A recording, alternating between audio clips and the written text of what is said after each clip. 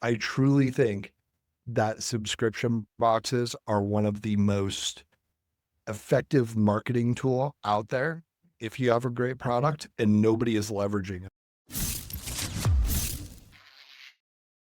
All right, folks, welcome back. Yes, we are back on the High Voltage Business Builders podcast. And as you know, we talk about all kinds of opportunities in business. We talk about the e-com, we talk about sales and building and wealth preservation and anything wealth without Wall Street, stories and case studies and opportunities to get to know folks. And I met this gentleman last year, and the business he's doing out of Nebraska is always fascinating to me because one of the things we love about business is cash flow, right? Cash flow is king, profit is sanity, and revenues are vanity, right? And this gentleman knows how to run a business. And so I want to bring him back on today. Second interview to just talk about what's going on in the world of subscription boxes. Paul, what's going on in the world of subscription boxes, man? Man, how you doing, man? I'm Thank good. you so much for having me back on. My pleasure. Really appreciate it. I'll tell you what, when it comes to subscription boxes, it feels like this thing that started off as almost like a micro industry Yeah. is now developing and people are like creating their own brands. And I'd argue like, the way that we started with Boole Box and doing vitamin and supplement samples, I think what everybody figured out is a subscription box is a really good tool or add-on for your product, right? Yeah. Yeah. Or your company, but it probably necessarily shouldn't be the mainstay. So, you see companies like Bark that are going into retail. We've actually had quite a few influencers, YouTubers, celebrities that are coming to us wanting to build their own box. And I painfully kind of find myself saying like, let's do that as a next step. Let's what your brand is and what your Yeah. Well, now everybody wants to go from that influencer route to the product route, and they don't always do it very well. Many of them fail. I actually had a lady on my podcast here not long ago. She launched hers from the affiliate channel and did some videos that popped off and launched her brand. It went great, but she's kind of a bit of a unicorn. You don't hear about that much now. And she's really good at the social and UGC side. So she's doing like 30 million views a month promoting what she does, and then put the product in because she really knew her audience. But I haven't met many people that are like that. In fact, I met more people that failed at it than succeeded, right? Yeah, we work with, if you're not 15 or younger, this means nothing to you. If you're 15 or younger, you might pass out. Right. You work with a YouTuber named Ryan Trahan. Yeah. And it was fascinating how, I'll kind of give the short version of the story, but I had a connection to his team and they basically said like, look, Ed, I think he's got 15 or 30 million YouTube subscribers. He just got a TV show. What I love about him though is like, he's very wholesome. Like the things that he does, it's like a nice version of Mr. Beast, right? Like it doesn't feel like a Squid Game episode. Someone's not going to get completely ruined. Yeah. So very wholesome, very like down to earth. And they wanted to create a low sugar candy, and so I just have industry contacts, put them in contact, and so they come out on his YouTube channel, and they sell. And I will say that it was a lot of units. They probably won't care. Is over 60,000 units just by him saying one time, buy my candy.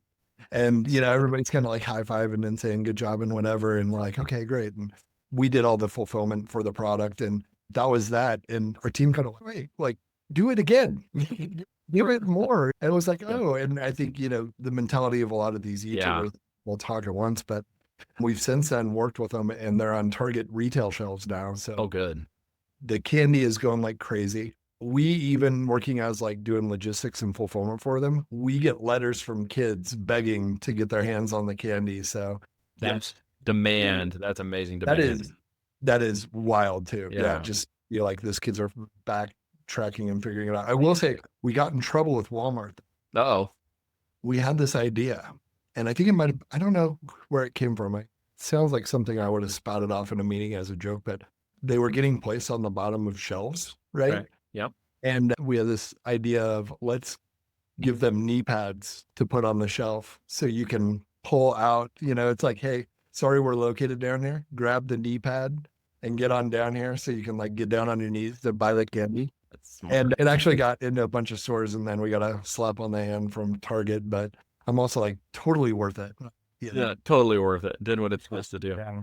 Well, the reason I brought you back really is, you guys have an ingrained knowledge, you have a time and market, and you really see things at the value level, which I appreciate. And as you're mentioning, those who are listening that have brands or are in the brand testing and product launch phase, and you're thinking, okay, how do I take that channel and replicate that result? How do I go beyond Amazon? What do I create? Really, from a recurring revenue standpoint, we've talked about the possibilities of boxes and stuff. You mentioned some work and some don't. We joked a little bit about that, but really, if someone's considering that, what are maybe the top 3 things they should be considering if they're going to move an existing brand and product, say from Amazon or Shopify or whatever, and they want to start that subscription, they want to start that box side? Absolutely. So there's 2 main elements. Actually, I'll say 3. Hopefully I can remember all 3 of them. It's been a while since I've had to stand up and Put you on the spot. yeah, but it's one of those things where lucky to have a team handling that. Now we've done enough where nobody asks questions, right? But in the infancy, and this was based on us shipping over, millions of subscription boxes, over 50 different subscription kitted type products. We actually had a data scientist that we thought that we could afford to keep, but we had him for about a couple of years. And the data that came back was fascinating about sampling.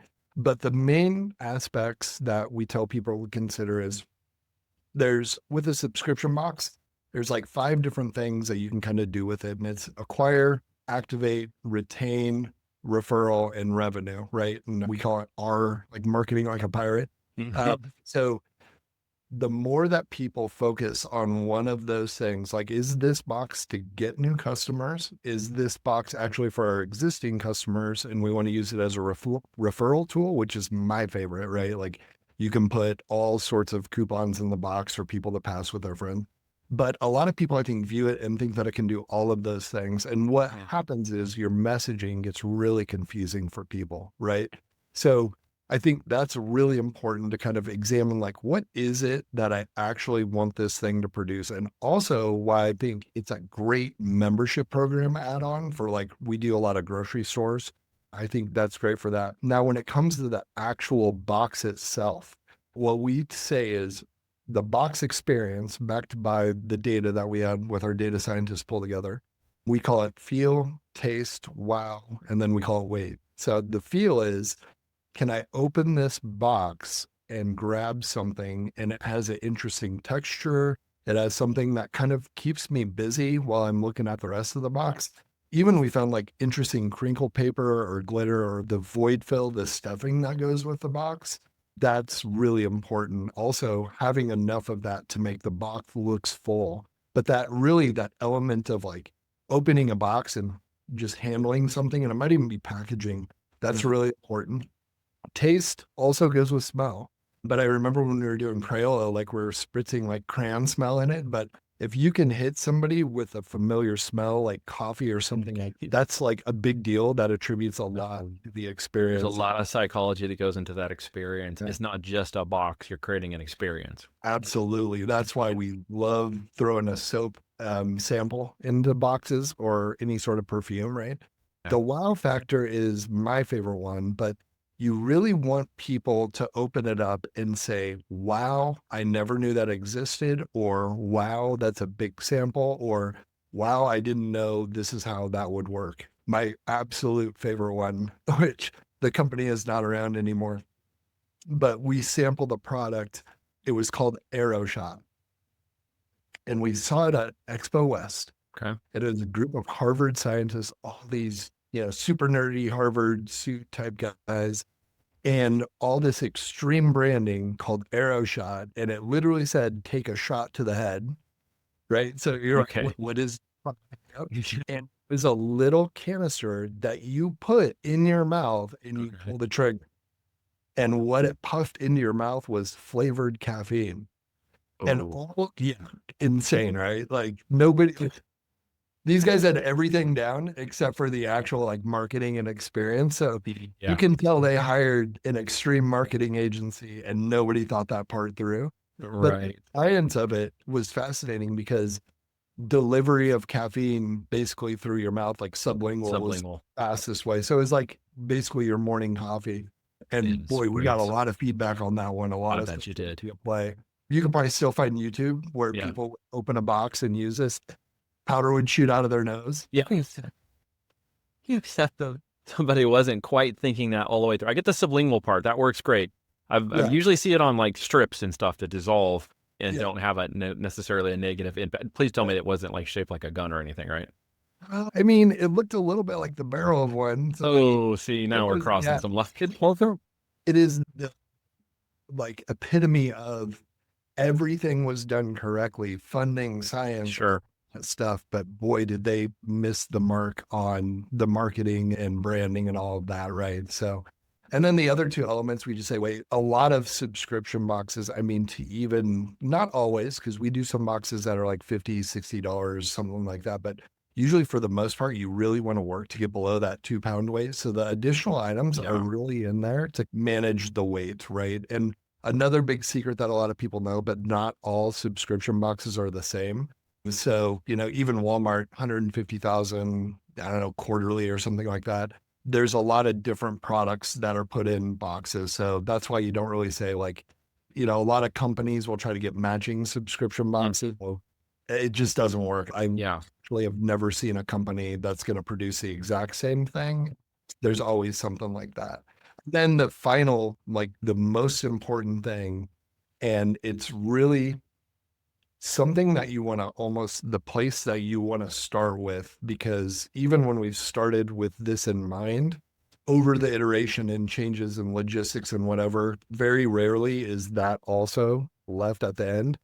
And it is simply what drives somebody to be excited to run to their mailbox. Yeah. Why am I going to run to my mailbox, right? So, you want to consider the 5 things like marketing, the marketing like a pirate are like, why does this thing exist? Then the feel, taste, wow, wait, the experience of the box. And then the most important thing overall is what's going to make somebody run out to the mailbox. My kid does, it's called Crunch Labs. I think Mark Rober, it's a YouTuber. Our kids have had every single subscription box you can ever imagine. And this is the only one that's ever survived.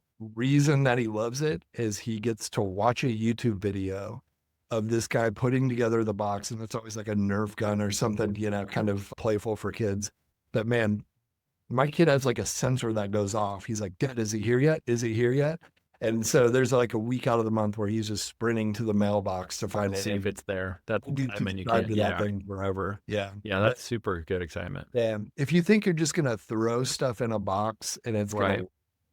it's just not going to. It's what you're gonna do is you're gonna have a high churn and upset customers. And I've seen a lot of brands actually damage their brand because they pump out a subscription box thinking that it's a good revenue ad or whatever, and they actually end up upsetting a lot of their customer base. Makes sense. So really do your market research and figure out what your customer wants or what customers might want from you. Yeah. Market test it and make sure they want what they want, or change it up, or give or adapt whatever it is they need. And then of course dial in your packaging and marketing for those customers to make sure they have a really good experience 100%. with that product. Yeah. Yeah. And something that I'd like to add is, I think a lot of people, a lot of brands, a lot of companies, they subscription box sounds good. I'll say the number one thing that they forget is the customer service for them. It's a different beast. There's a lot of customer service for it. Yeah. If I were interested in starting a subscription box, I would put together a plan to go get my product or an individual product in a lot of subscription boxes. I truly think that subscription boxes are one of the most effective marketing tool out there if you have a great product and nobody is leveraging them. But I would also do it a little bit different in that I probably, let's say I had a snack, right? Or well, I'll just say candy. I'm probably not gonna go to the snack and the candy boxes. I'm probably gonna go to something like like the Crunch Labs or like a subscription box that still goes to the audience. And see if But you I can know pitch. if I can get my product in there, I'm Yeah. not compete with everybody else. And Paul, how do people reach that level? Like, how do they find these box owners and get their boxes submitted? yeah. Well, we're one place that does a lot. Okay. Helping brands find that. We don't do a ton of it, but we like to help out. But there's a great website. There's like My Subscription Addiction. Okay. There are actual blogs and YouTubers out there that do a lot of box openings, and a couple of them have listed all of the boxes. Also, I tell people if you're going to put your product into boxes, out of the gate, they're going to say like, oh, it costs to go in this box. What you do is you want to tell them like, I'll tell you what, I'll give you 5,000 of my product And the month that you need to fill a gap or you can't find anything, like call me up and I'll give you the product, but I'm not going to pay to be in your box. Price subscription box companies will hate me for that. But the reality is, with those boxes going out so much, those sales reps and the people that secure the product, they're always looking to fill gaps. That's right. So it's a good idea to just like get out there and tell them like, hey, hit me up like when you need somebody to be in your box. And also don't be shy to ask for added value, like getting in their emails, marketing some information. Yep. No, great tips, man. So guys, if you're listening, what Paul is saying, and just to say it in my own words in a different way, there's a list of people out there that you can go do a little guerrilla marketing on and find out who all these box owners are and just keep soliciting them with your product opportunities until you get on their list. I mean, it's just like leveraging UGC content, borrowing their list, borrowing their opportunity. Who knows? You might get your, business and your product into 10,000 more units a year just on a subscription box opportunity you didn't have to create or anything. All you have to do is fulfill the product. So Absolutely. that's some great tips, Paul, from people today, man. Where can they go check you out if they have questions they want to ask you about subscriptions and boxes? Yeah, well, we got bulugroup.com and then I also have pauljarrett.com. But if, the listeners made it this far and they're intrigued, like I tell people, just drop me an email. I'm pretty good about answering. It's just paul@Boole Group.